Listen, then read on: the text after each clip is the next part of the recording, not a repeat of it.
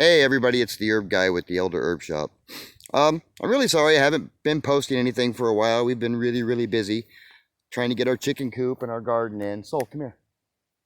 I wanted to talk really quickly what you can do yourself out and about if you have a flower bed with some really smelly flowers, if you have a backyard with some really good wild roses such as this.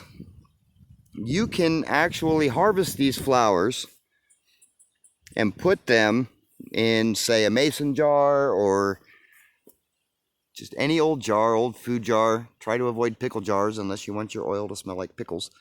And you can pretty much use just about any type of oil. We try to avoid vegetable oils because they tend to get rancid fairly quickly.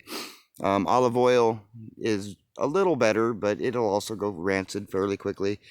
For ourselves, we prefer avocado oil, coconut oil,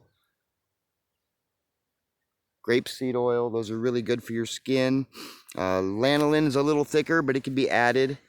But if you really want to get an oil infused with these flowers, you just grab as many of these off as you can, and you put them in your jar, and then put your oil in there, put the lid on it really tight, and you can use the sun to infuse the oil.